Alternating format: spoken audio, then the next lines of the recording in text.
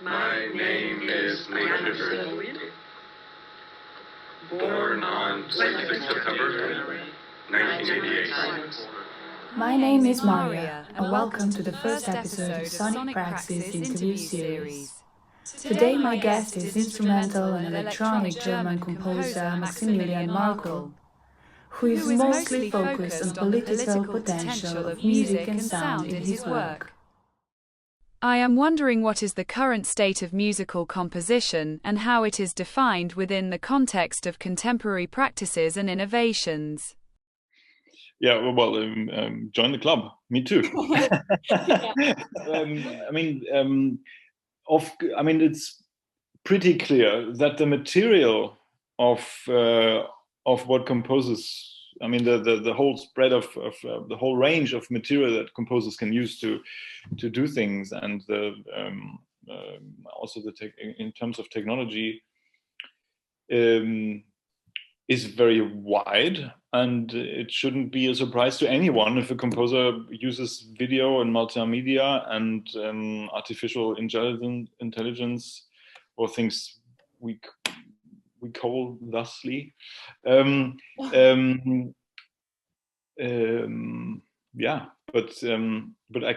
I wouldn't actually give the baby a name just yet. In what ways do you further explore the political potential of sound and music in general? Are pieces like Adan, Our Daily Bread One, or TSK some examples of your socially engaged works? Well, actually, Adan kind of was a turning point for me. Mm-hmm. But nevertheless, I'm not so sure if Our Daily Bread, Beautiful, Dirty, Rich, Lady Gaga, I haven't actually thought about it very much in that regard, but of course it's also a comment, because of the lyrics. Of course I have thought about it in that way, because what I actually did is to chop up the lyrics in a way that they kind of create another meaning, but it was not the first and foremost thing that I was after. Beautiful, dirty, rich, beautiful.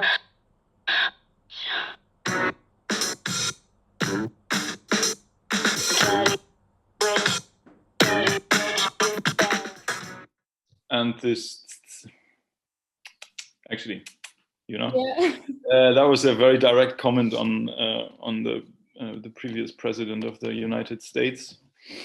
But in terms of activism, I don't think I've ever done anything as head-on as Adan. And there's of course many layers in which you can pursue political agendas. I don't know, but in which you can bring up political topics in music. One is to take the music outside of the concert hall and go out on the street and kind of apply the artistic work as a means of activism, and I think Adan would fit into that category, because it was intended, at least, to be. It was forbidden, or? Yeah, well, forbidden. No, it was not forbidden, but it was cancelled. It was intended to be premiered in the Tiergarten, which is a park, and the Carillon in the Tiergarten is right next to the main station, the Haus der Kultur in der Welt, the Kanzleramt. If it would have been performed, and if Angela Merkel would have been in office that day, she would have heard it. So it's a very prominent location. And just to recap quickly, the idea was to combine sounds and recordings of Christianity, Judaism, and Islam into one musical gesture, on a 40-meter bell tower, which is pretty impressive in itself. And it was, in the end, it was cancelled, because people were afraid. Would you try again? Well, this story, of course, goes on, because that was in 2015. Mm-hmm. And the problem was that the reason why the piece was cancelled was actually the reason why I wrote the piece, because of this kind of absolutely, from my view, crazy fear of Islam and of so precisely of that reason, the piece was not performed. So it was not so much about my piece itself or about my artistic work, but it was precisely about like Islam and anti-Islam and these things. And that was really hard. I mean, tough, right? So what I tried to do was to organize performances of the piece in all Germany for next year, for the year after. The performance was originally planned to be done during Whitsun, Pentecost, which is a holiday, Christian holiday, which was originally Jewish. So, and then a friend of mine told me, like, why do you stop at the German border? Why this is not a German problem? This is at least a European problem. So, so I took a step back. I took a deep breath and decided to do the same thing in all Europe, actually. For 2017, I think it was. So I had a team, and we contacted pretty much every carillon in Europe, which is around about 300 or 350. Yeah.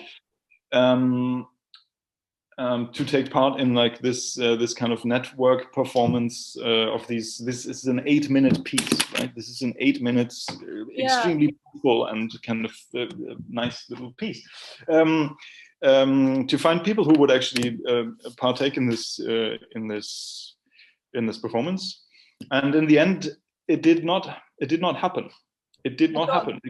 Not at all. I mean, we had one. There was one organist in Berlin Schöneberg who, in his church, had a little, like a mini, more like a glockenspiel in this organ, and we had a couple of performances there. But this is uncomparable to like a 40-meter bell tower, in which the heaviest bell is like 7.5 tons.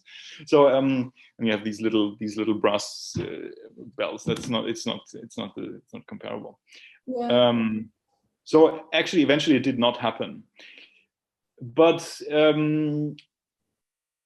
mean, besides my personal frustration, this was actually a very interesting process, because things did happen behind the scenes. Like there was a church, wie sagt man, Gemeinde, which for the first time talked to the cultural association, like the Islamic cultural association right next door. They talked to each other for the first time. The bishops in Denmark kind of talked about this project in a conference, and there was like lots of talk and lots of motion going on behind the scenes, which is kind of also part of the project, which you can't hear in a concert, of course, huh? But which is also part of the project. And it's nice to be able to do to trigger these kind of things through like an 8-minute piece of semi electroacoustic music, you know. Even though you can't really, it's not tangible in the end, right? It's not. A thing, but these processes were already kind of interesting. Yeah. So and after that, I guess I honestly needed a break from this kind of work. But I didn't stop being political in the arts. For instance, in the amplification, there's a couple of pieces in which are political, at least under the surface. Maybe the Beethoven amplification, for instance, is based on the first articles of the draft for the European Constitution, which was done like 200 years after the Third Symphony of Beethoven, which my amplification is about. So there's always not always, but there's in many cases there's something in there.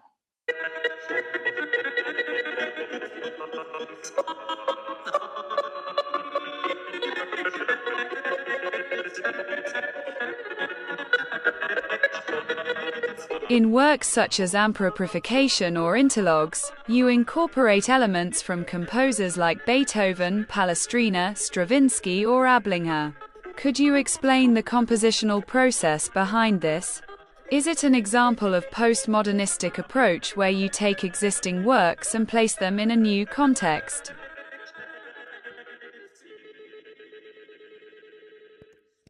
In these pieces, in the interlogs, or in this one interlog in which I actually do these, it's a variation piece. It's a variations about a theme of Stravinsky, even though you won't openly hear it. And also in the amplifications, I never mix sources. So this is always in the amplifications. It's very, very clear.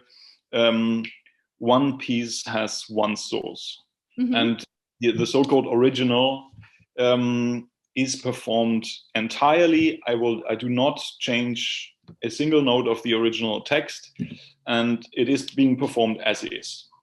So this is already like a very, very strong, very important constraint on my part, because I kind of put myself underneath the in a certain way underneath in a hierarchy underneath the composer of the original work, to then superimpose said work with layers of amplification. So I accept the timing and everything of the original, and then I chop it up. What motivated you to create your amplification pieces? That was also a longer process, which is kind of circling around the idea of intellectual property, which I'm still not sure about. I'm not because everything we do is based on something that somebody else did. In many cases, many people before us. This is trivial. Everybody knows this. But the move to then say, like, I did something with it and now it's mine, for me is problematic, especially when it comes to artistic work, where, if you really think about it, the margin in which we can be creative is super small. It's super slim. If I try to list all the things that happen in a concert which I didn't invent, we would sit here until until tomorrow, But in the end, there's only very little space in which we can actually do something.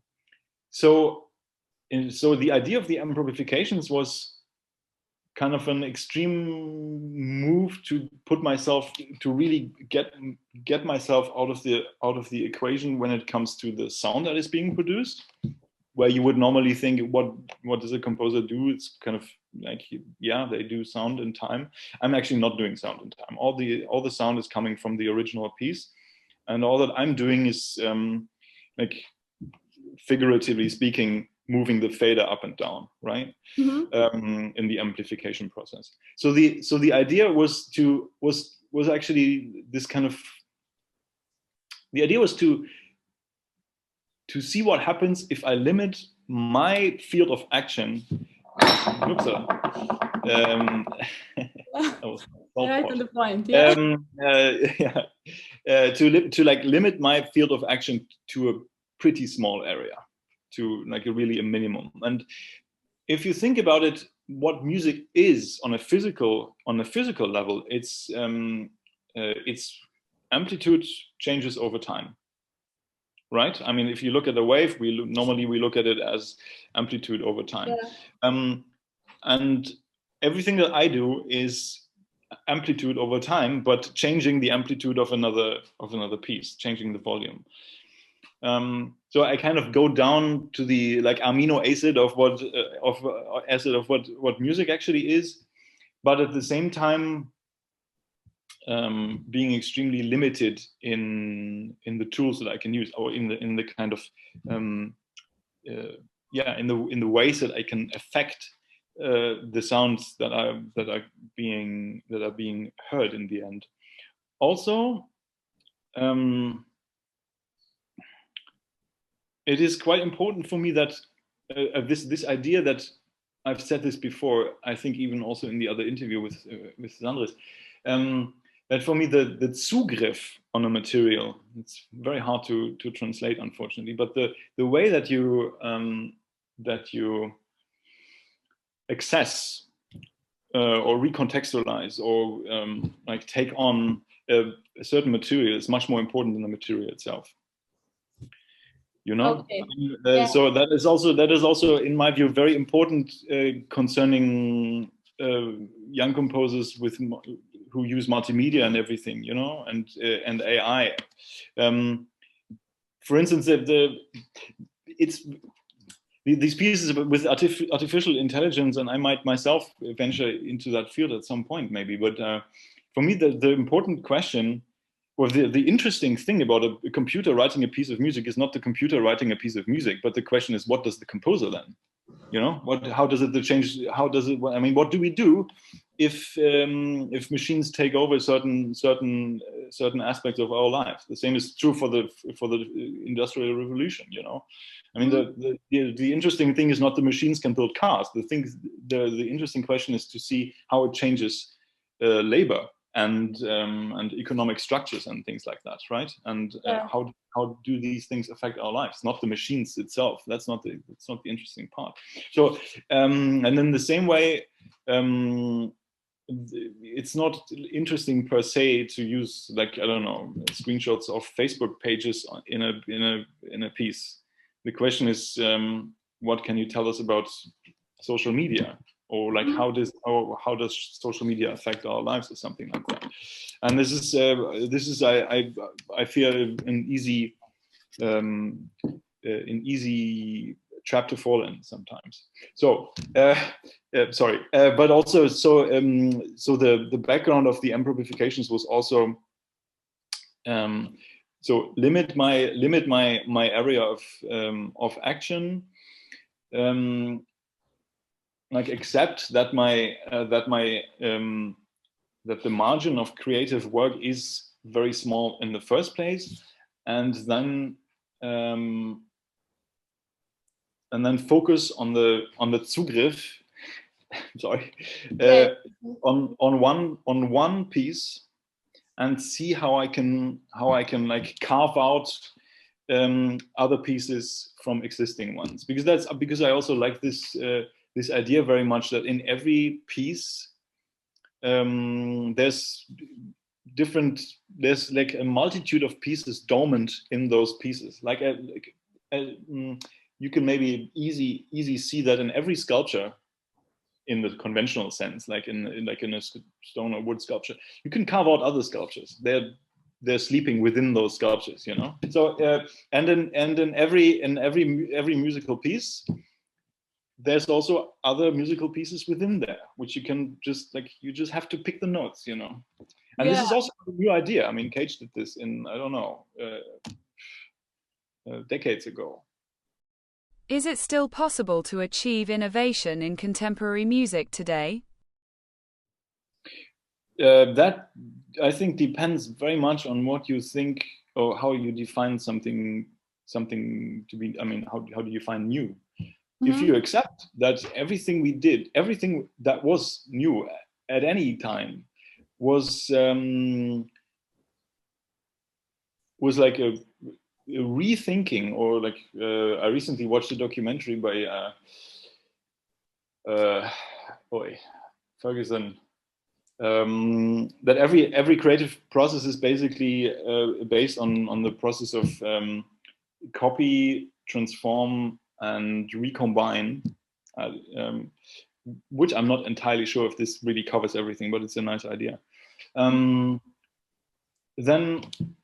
Then yes, of course, innovation is still possible, because there's still things to look at from a different angle. And as long as that's possible, and I don't think this will ever cease to be true, there can be new things in the arts, of course.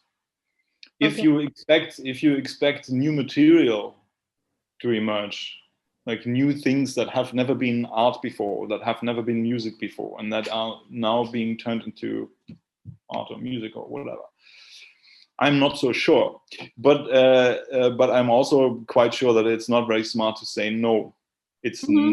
We already discovered everything.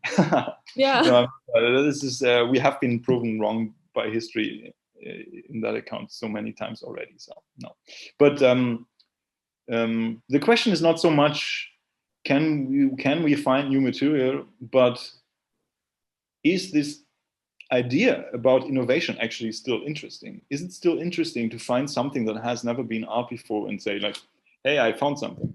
Or couldn't it be more interesting maybe to find ways to take what was already there in a new way that makes us understand things differently? You know, makes us like think about the archives and about tradition and history like in a different way, instead of always try to conquer new lands. You know what I mean? What new perspectives does technology offer you in the compositional process?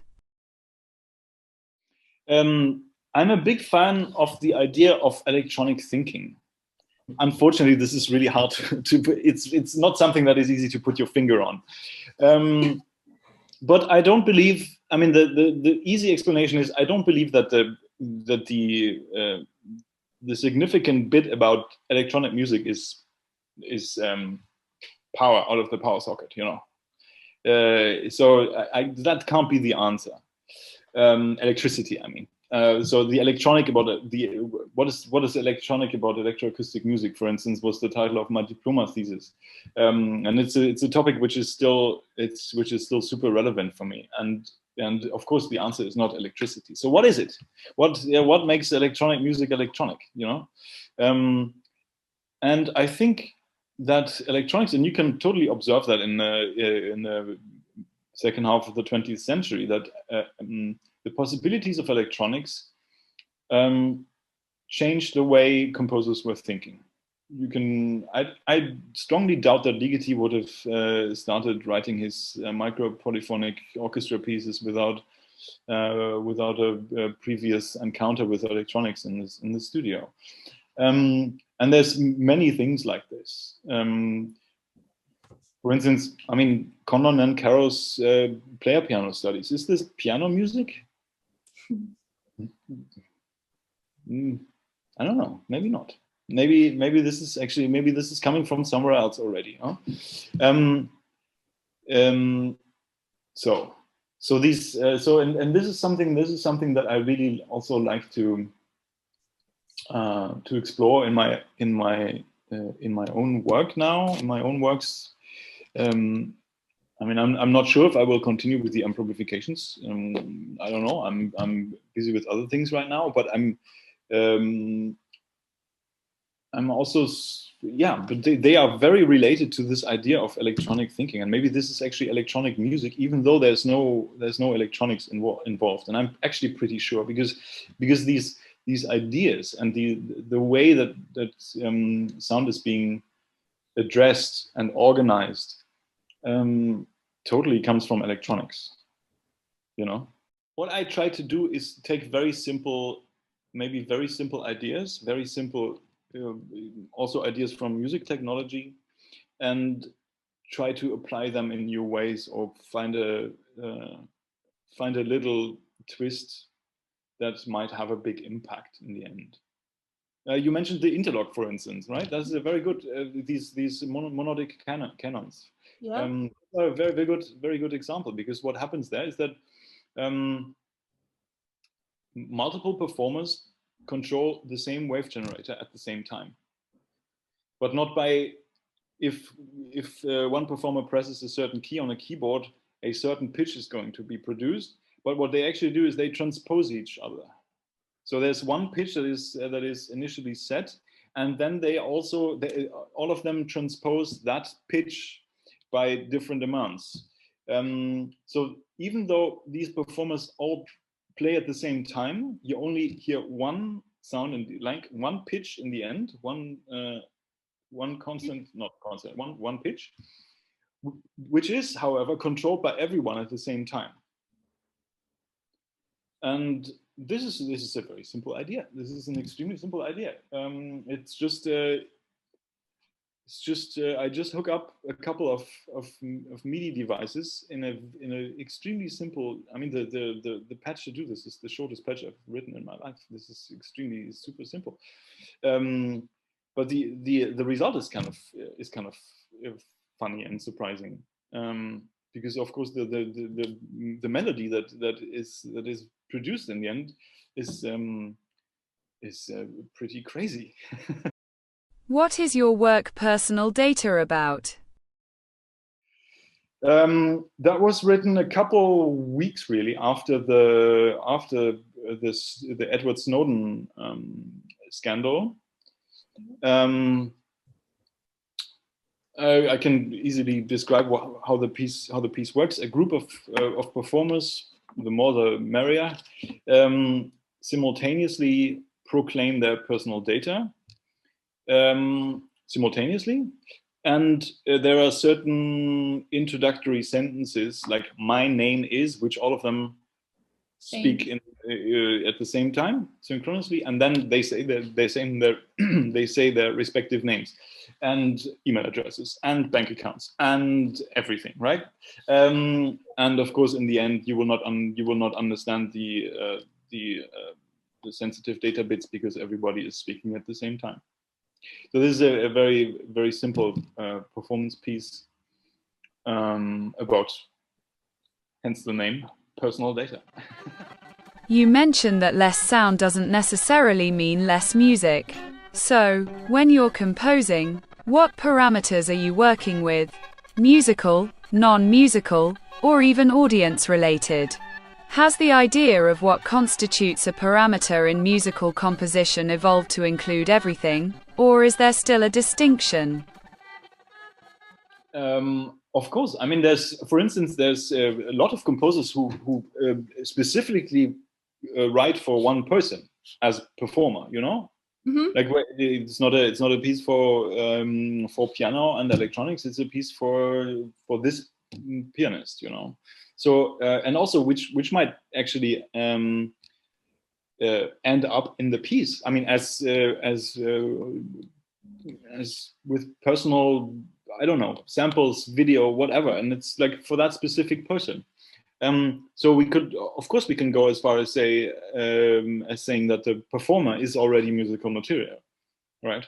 And of course, if, for instance, a student in a workshop I recently gave in Freiburg made a one-on-one performance piece, where the performer is kind of having with a speaker and a flashlight in a completely dark room, kind of performing for one audience member at the time. There's only one person in the room, and is kind of doing stuff around your head, you know.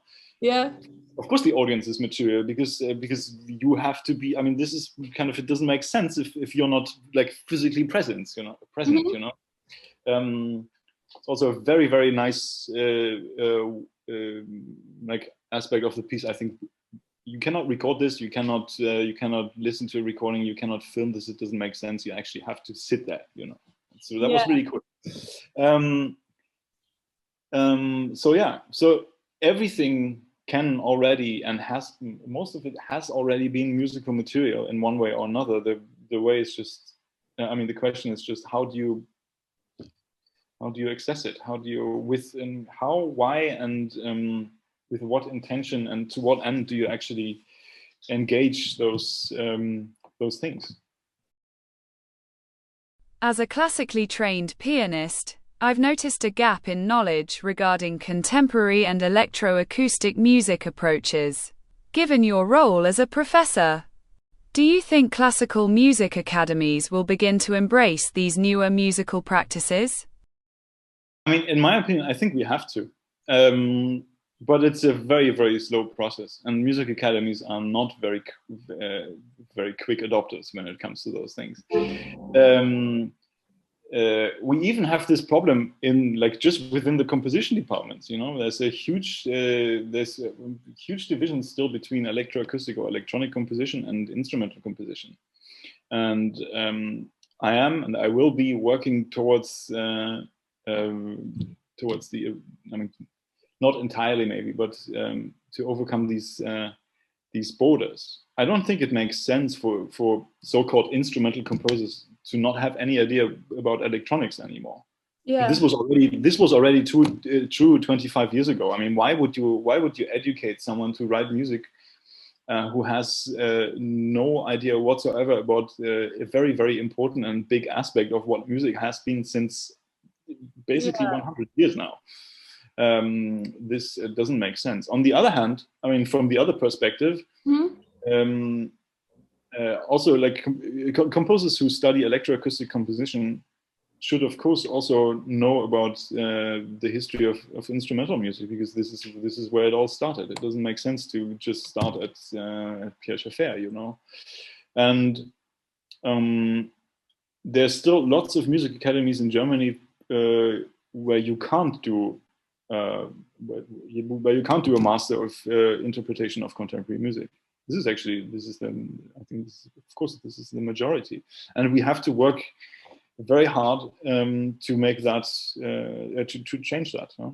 Because I'm pretty sure that music academies, if they just focus on educating future orchestra musicians, this is not going to be enough.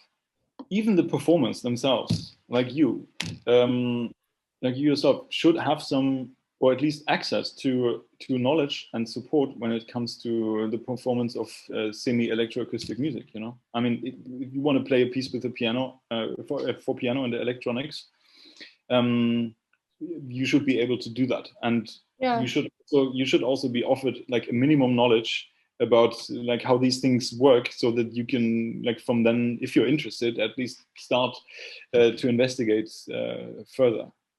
So, I think that's what you were going for earlier, right? So we have. I think I'm pretty sure that we have to open these things up in all possible directions.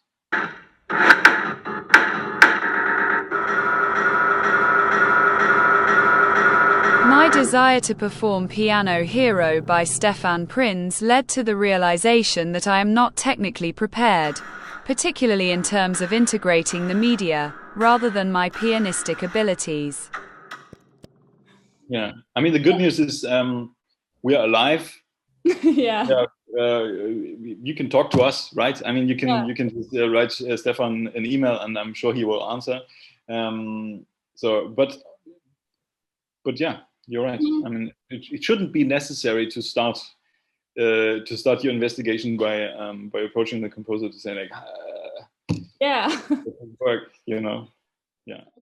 Do you think the tradition of classical concerts in traditional concert halls will continue, or will new concert formats emerge, with technology creating new traditions?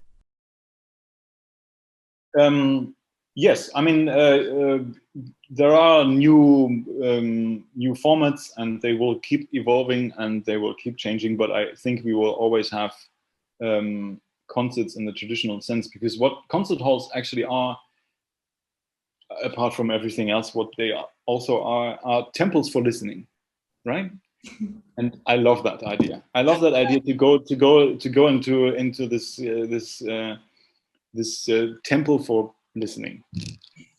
And I think that I'm not the only one. And for that reason, I think we will always, in one way or another, have concert halls and concerts. Even though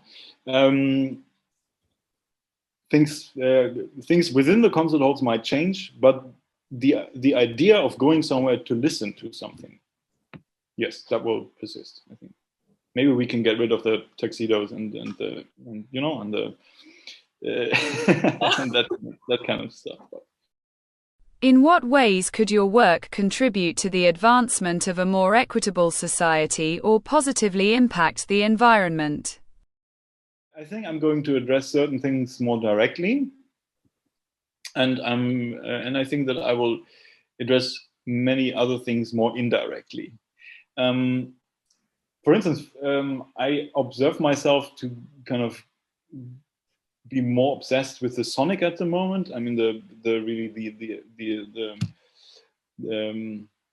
the sonic sensory, how do you say, experience, which is of course not unrelated to everything else, but it's just something that I focus on in a different way right now. When it comes to society, I'm not a big fan of this, or not a big fan. That's not true. I am a fan of this idea, but the thing is, it just doesn't work. It's just not enough anymore. You know, this kind of 70s approach to like carry the conflicts and carry these things into the art, and then handle them there as like a prototype, or like a dummy version of like what society could be, or something like that. That's not good enough anymore. I mean, there's too much shit going on that we need to address full on, and just like kind of hiding in the concert space and like saying, yeah, I'm doing this political string quartet now. No, this is just a lame excuse. And I mean, if you want to be political and you want to engage things, then this is just cowardism. Sorry, but so if we want to address things, we need to find ways to be heard and to really address them. Maybe also go to the inconvenient places and do things there directly. And finally, what are you seeking in the future trajectories of your sonic practice? Of course, I cannot tell you. I cannot tell you what I'm going to do, but I can tell you what I'm going to try to do. Because what I want from art is that it kind of, all the questions always pose themselves simultaneously, you know. And if I listen to a piece of music, I want to be challenged in the way that I listen. I want to be forced to kind of readjust my modes of listening. That's one thing. I want to be touched. It should be pleasant in one way or another. But that can also be an intellectual pleasure that is not to be confused with like traditional senses of harmony, something like that. Also, the ideal piece of music addresses the political circumstances of its own creation and of its own like recreation, if it's a piece for performance in the concert space, and all of these things simultaneously. And it would be my goal to get better at handling all these things at the same time. I'm pretty much obsessed with sound still. I'm not done with it yet.